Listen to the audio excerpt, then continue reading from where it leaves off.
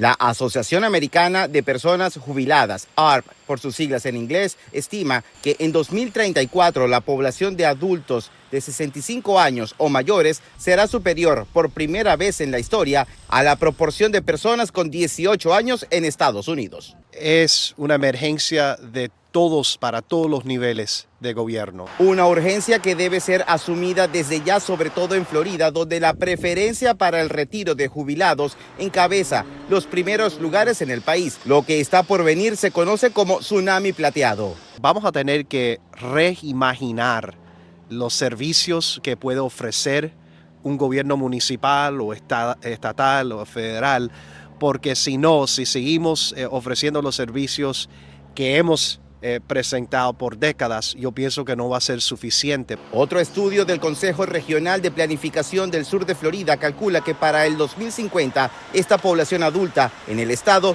superará la cantidad de 1.4 millones de personas, arriesgando la disposición de recursos, algunos de ellos ya colapsados en la jurisdicción, como lo es la vivienda asequible. Grandes grupos inversionistas están invirtiendo para comprar propiedades, comprar tierras, comprar vivienda, hacer vivienda de alto costo, y por lo tanto las propiedades de bajo costo se pierden mucho cuando hay capitales que quieren resultados de sus inversiones, y eso es complicado. Una propuesta es que la población envejezca en sus hogares y no en sitios de retiro, algo que, de acuerdo con el estudio, complicará el mercado inmobiliario por las adecuaciones de asistencia en esos domicilios. Es decir, vienen años difíciles. Hay que tener cuidado con el gasto, hay que tener cuidado con la inversión, hay que tener cuidado con los altos costos de vivienda. Otro riesgo del envejecimiento poblacional es que los elevados costos inmobiliarios alejan a la población joven la posibilidad de encontrar vivienda propia, de acuerdo con los expertos. Es el reporte. Soy José Perralete de La Voz de América, en Miami para Telearuba. La captura de Alepo por parte de los rebeldes liderados por Hayat Tahrir al-Shams fue el primer indicio que el poder de Bashar al-Assad estaba en peligro. Se trata de la ciudad más importante de Siria junto con Damasco. La batalla con las fuerzas gubernamentales duró 3 días hasta el 2 de diciembre. Con la caída del gobierno, sus residentes revelan ahora un tiempo de represión, de carencias y de conflicto que esperan que no regrese a sus vidas.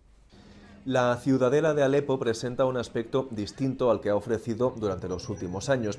Ya no hay una lona de decenas de metros con el rostro de al-Assad que cuelgue de estos muros medievales. En cambio, hombres armados originarios de Idlib protegen las murallas y, por extensión, la ciudad. Abu Hutaifa y Abu Adnan tienen 24 y 20 años de edad, pero dicen haber esperado este momento desde que tienen uso de razón. Aseguran que nunca perdieron la fe en ganar la guerra contra el gobierno, ni tan siquiera durante los peores momentos del conflicto, y responden con orgullo cuando se les consulta si lo suyo se trata de una revolución y si hay alguna en la historia comparable a la suya.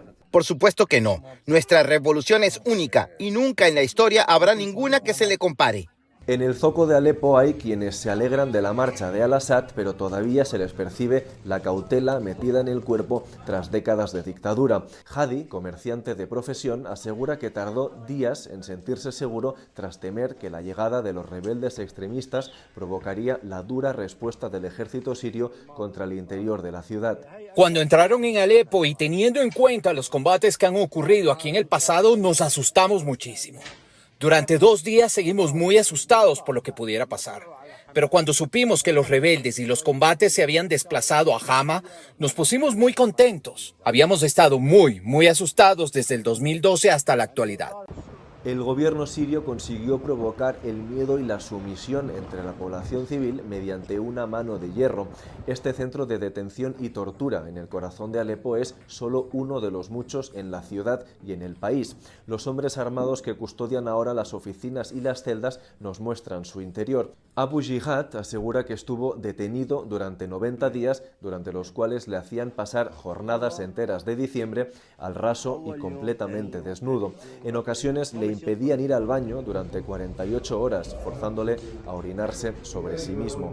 Primero nos dieron una cálida bienvenida con palizas e insultos. Me pusieron en una celda que no era mayor que 3 metros cuadrados donde estábamos 20 personas, lo juro. La ciudad de Alepo descubre estos días los horrores que han cometido sus antiguos gobernantes. Sus residentes indican que vaciar las celdas donde se han torturado a compatriotas es un ejercicio doloroso, pero esperan que también útil y necesario para construir una Siria donde las prácticas inhumanas no tengan cabida.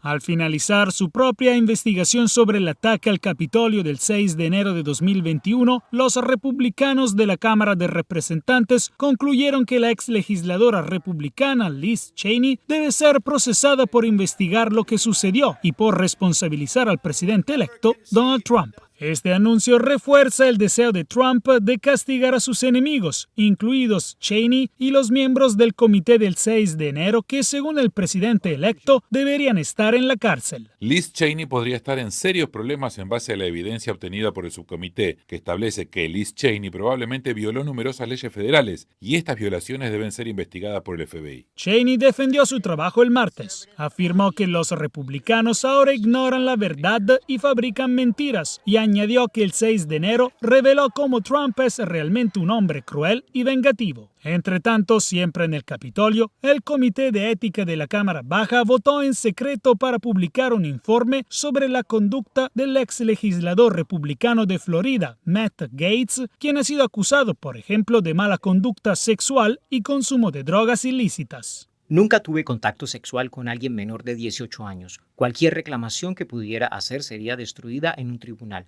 Por eso nunca se presentó una reclamación de ese tipo en un tribunal. Mis 30 años fueron una época de mucho trabajo y también de mucha diversión. El Departamento de Justicia tomó la decisión de no procesar a Gaetz, quien niega las acusaciones. El martes, a pocos días de evitar un cierre gubernamental, los líderes del Congreso acordaron una medida provisional para mantener al gobierno financiado hasta la primavera. A la espera de la votación, los legisladores tendrán más tiempo para llegar a un acuerdo sobre el gasto federal.